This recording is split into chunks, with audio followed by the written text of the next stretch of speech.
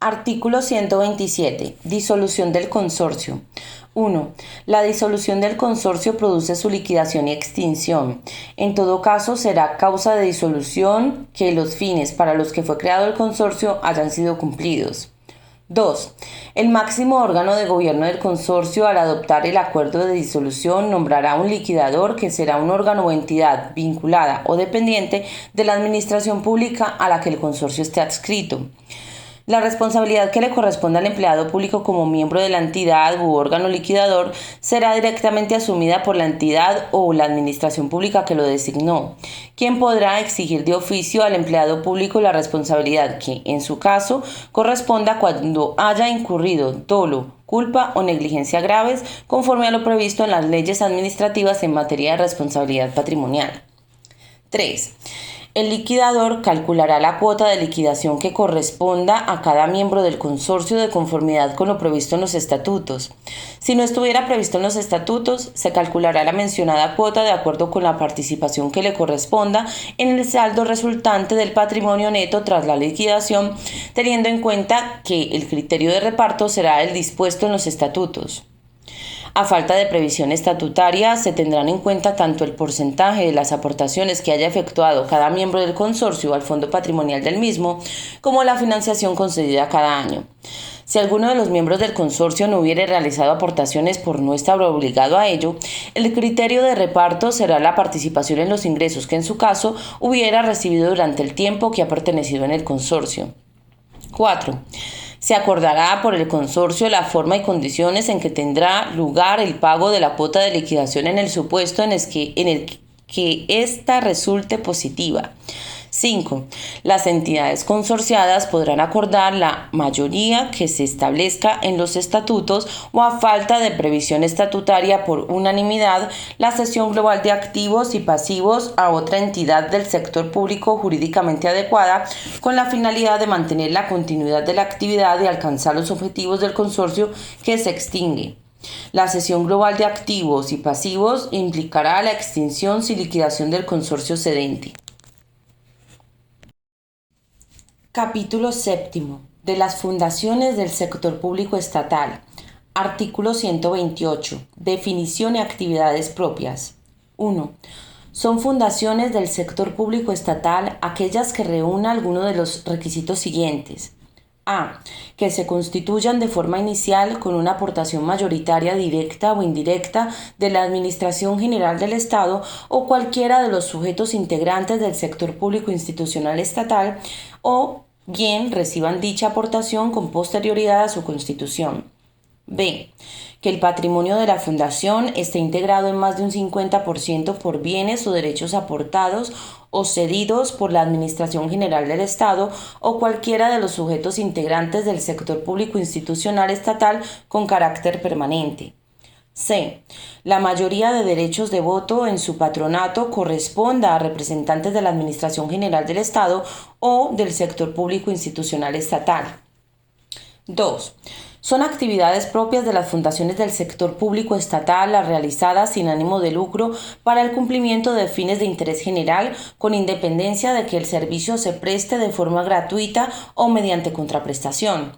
Únicamente podrán realizar actividades relacionadas con el ámbito competencial de las entidades del sector público fundadoras, debiendo coadyuvar a la consecución de los fines de las mismas, sin que ello suponga la asunción de sus competencias propias, salvo previsión legal expresa.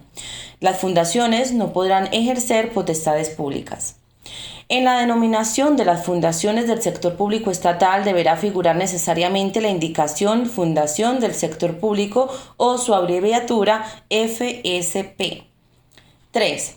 Para la financiación de las actividades y el mantenimiento de la fundación debe haberse previsto la posibilidad de que en el patrimonio de las fundaciones del sector público pueda existir aportación del sector privado de forma no mayoritaria. Artículo 129. Régimen de adscripción de las fundaciones. 1. Los estatutos de cada fundación determinarán la administración pública a la que estará adscrita de conformidad con lo previsto en este artículo. 2. De acuerdo con los siguientes criterios ordenados por prioridad en su aplicación referidos a la situación en el primer día del ejercicio presupuestario, la fundación del sector público quedará adscrita en cada ejercicio presupuestario y por todo este periodo a la administración pública que a. Disponga de mayoría de patronos. B. Tenga facultades para nombrar o destituir a la mayoría de los miembros de los órganos ejecutivos. C. Tenga facultades para nombrar o destituir a la mayoría de los miembros del personal directivo. D. Tenga facultades para nombrar o destituir a la mayoría de los miembros del patronato. E. Financie en más de un 50%, en su defecto, en mayor medida, la actividad desarrollada por la Fundación, teniendo en cuenta tanto la aportación del fondo patrimonial como la financiación concedida cada año. F. Ostente el mayor porcentaje de participación en el fondo patrimonial. G. Si la aplicación de los anteriores no resultara determinante, se adscribirá a la Administración General del Estado y en el caso de que ésta no participe, se adscribirá a la administración que decida su patronato. 3. En el supuesto de que participen en la fundación entidades privadas sin ánimo de lucro, la fundación del sector público estará adscrita a la administración que resulte de acuerdo con los criterios establecidos en el apartado anterior. 4.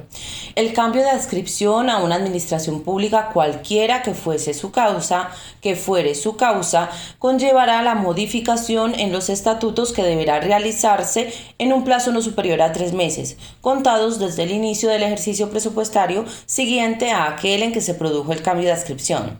5. Las fundaciones estarán sujetas al régimen presupuestario, económico-financiero y de control de la administración pública a la que estén adscritas. Artículo 130. Régimen jurídico. Las fundaciones del sector público estatal se rigen por lo previsto en esta ley, por la Ley 50/2002 de 26 de diciembre de fundaciones, la legislación autonómica que resulte aplicable en materia de fundaciones y por el ordenamiento jurídico privado, salvo en las materias en que le sea de aplicación la normativa presupuestaria, contable, de control económico financiero y de contratación del sector público. Artículo 131. Régimen de contratación. La contratación de las fundaciones del sector público estatal se ajustará a lo dispuesto en la legislación sobre contratación del sector público. Artículo 132. Régimen presupuestario, de contabilidad, de control económico financiero y de personal. 1.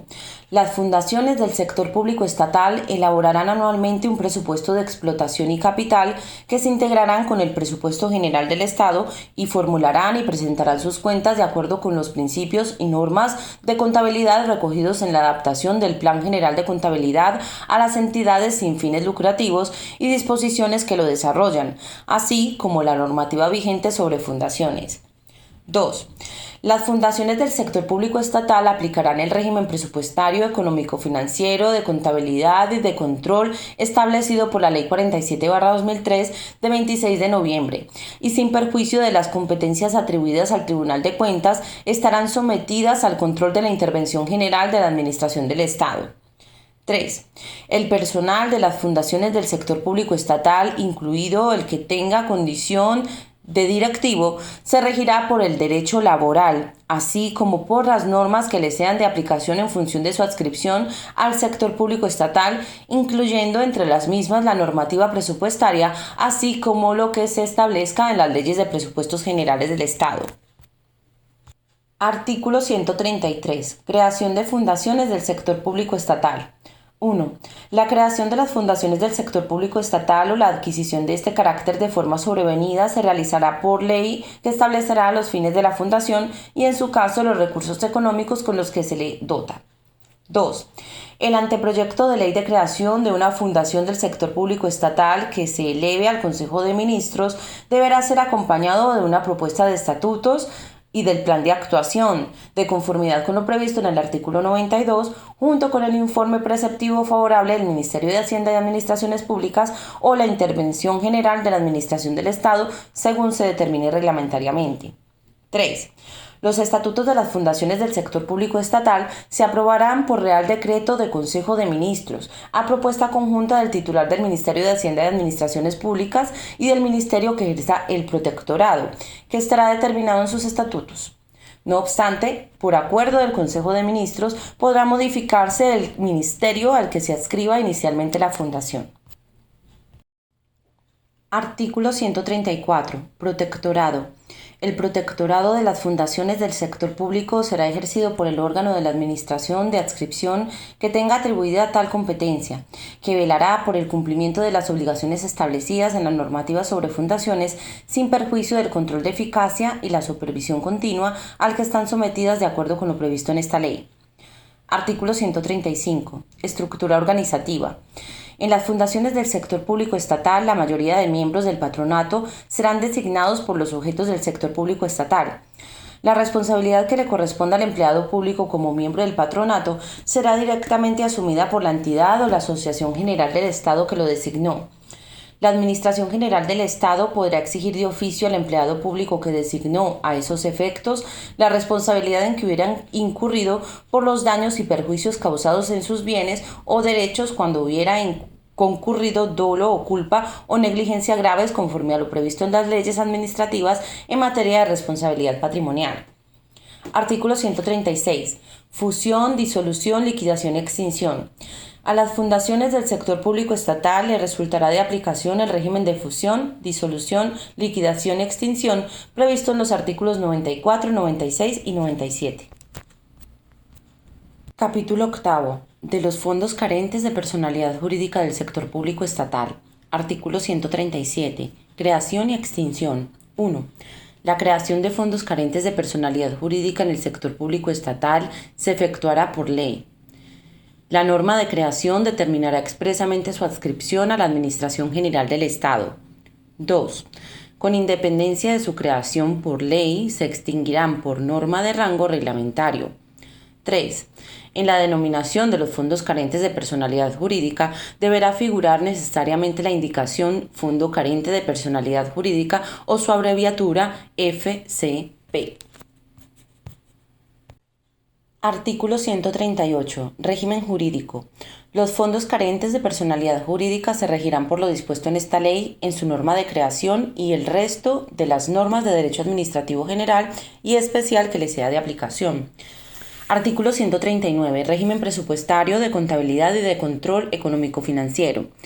Los fondos carentes de personalidad jurídica estarán sujetos al régimen de presupuestación, contabilidad y control previsto en la Ley 47/2003 de 26 de noviembre. Título tercero. Relaciones interadministrativas. Capítulo primero. Principios generales de las relaciones interadministrativas. Artículo 140. Principios de las relaciones interadministrativas. 1. Las diferentes administraciones públicas actúan y se relacionan con otras administraciones y entidades u organismos vinculados o dependientes de estas de acuerdo con los siguientes principios. A. Lealtad institucional. B. Adecuación al orden de distribución de competencias establecido en la Constitución y en los estatutos de autonomía y en la normativa del régimen local. C. Colaboración, entendido como el deber de actuar con el resto de administraciones públicas para el logro de fines comunes. D. Cooperación, cuando dos o más administraciones públicas de manera voluntaria y en ejercicio de sus competencias asumen compromisos específicos en aras de una acción común. E. Coordinación, en virtud del cual una administración pública y singularmente la Administración General del Estado tiene la obligación de garantizar la coherencia de las actuaciones de las diferentes administraciones públicas afectadas por una misma materia para la consecución de un resultado común, cuando así lo prevé la Constitución y el resto del ordenamiento jurídico. F. Eficiencia en la gestión de los recursos públicos, compartiendo el uso de recursos comunes, salvo que no resulte posible o se justifique en términos de su mejor aprovechamiento. G. Responsabilidad de cada administración pública en el cumplimiento de sus obligaciones y compromisos. H. Garantía e igualdad en el ejercicio de los derechos de todos los ciudadanos en sus relaciones con las diferentes administraciones. I. Solidaridad interterritorial de acuerdo con la Constitución. 2. En lo no previsto en el presente título, las relaciones entre la Administración General del Estado o las administraciones de las comunidades autónomas con las entidades que integran la administración local se regirán por la legislación básica en materia de régimen local. Capítulo segundo. Deber de colaboración. Artículo 141. Deber de colaboración entre las administraciones públicas.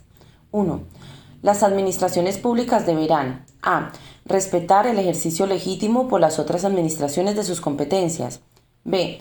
Ponderar en el ejercicio de las competencias propias la totalidad de los intereses públicos implicados y, en concreto, aquellos cuya gestión esté encomendada a las otras administraciones. c.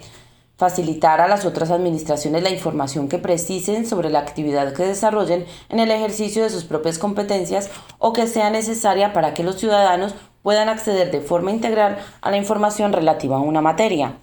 D. Prestar en el ámbito propio la asistencia que las otras administraciones pudieran solicitar para el eficaz ejercicio de sus competencias. E. Cumplir con las obligaciones concretas derivadas del deber de colaboración y las restantes que se establezcan normativamente. 2.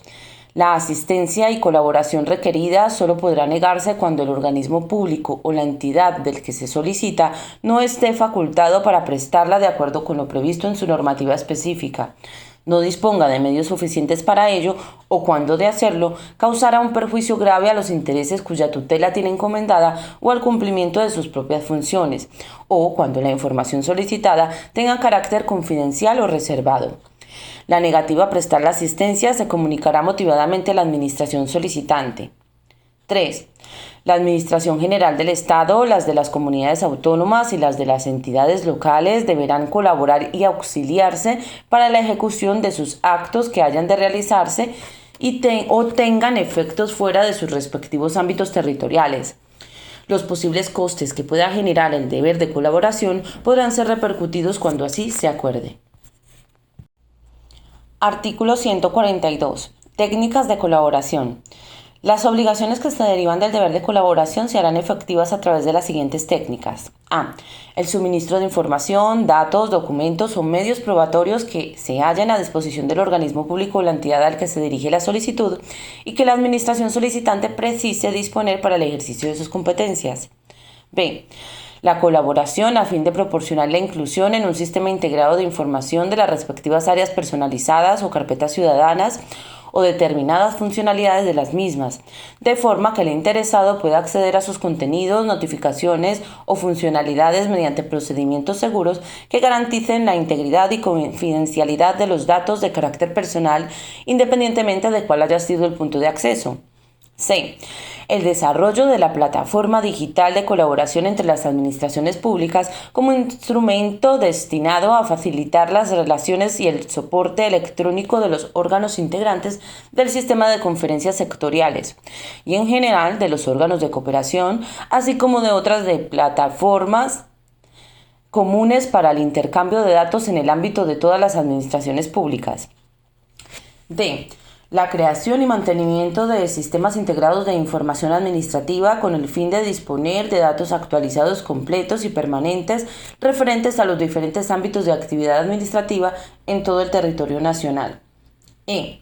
El deber de asistencia y auxilio para atender las solicitudes formuladas por otras administraciones para el mejor ejercicio de sus competencias, en especial cuando los efectos de su actividad administrativa se extiendan fuera de su ámbito territorial. F. Cualquier otra prevista en una ley. Capítulo 3. Relaciones de cooperación. Sección 1. Técnicas de cooperación. Artículo 143. Cooperación entre administraciones públicas. 1.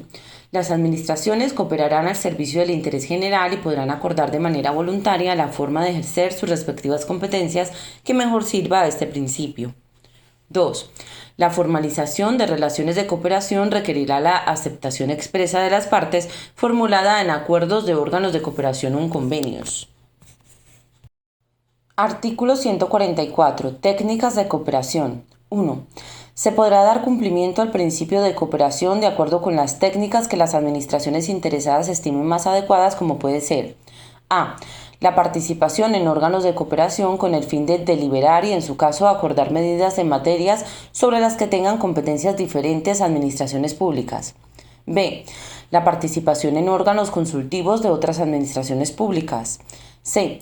La participación de una administración pública en organismos públicos o entidades dependientes o vinculados a otra administración diferente. D. La prestación de medios materiales, económicos o personales a otras administraciones públicas. E. La cooperación interadministrativa para la aplicación coordinada de la normativa reguladora de una determinada materia. F. La emisión de informes no preceptivos con el fin de que las diferentes administraciones expresen su criterio sobre propuestas o actuaciones que incidan en sus competencias. G. Las actuaciones de cooperación en materia patrimonial, incluidos los cambios de titularidad y la cesión de bienes previstas en la legislación patrimonial. H. Cualquier otra prevista en la ley. 2. En los convenios y acuerdos en los que se formalice la cooperación se preverán las condiciones y compromisos que asumen las partes que lo suscriben. 3. Cada administración pública mantendrá actualizado un registro electrónico de los órganos de cooperación en los que participe y de convenios que haya suscrito. Sección segunda. Técnicas orgánicas de cooperación. Artículo 145. Órganos de cooperación. 1. Los órganos de cooperación son órganos de composición multilateral o bilateral, de ámbito general o especial, constituidos por representantes de la Administración General del Estado, de las administraciones de las comunidades o ciudades de Ceuta y Melilla, o en su caso de las entidades locales, para acordar voluntariamente actuaciones que mejoren el ejercicio de las competencias que cada administración pública tiene. 2. Los órganos de cooperación se regirán por lo dispuesto en esta ley y por las disposiciones específicas que les sean de aplicación. 3. Los órganos de cooperación entre distintas administraciones públicas en los que participe la Administración General del Estado deberán inscribirse en el Registro Estatal de Órganos e Instrumentos de Cooperación para que resulte válida su sesión constitutiva. 4. Los órganos de cooperación, salvo oposición por alguna de las partes, podrán adoptar acuerdos a través de un procedimiento simplificado y por suscripción sucesiva de las partes por cualquiera de las formas admitidas en derecho en los términos que se establezcan de común acuerdo.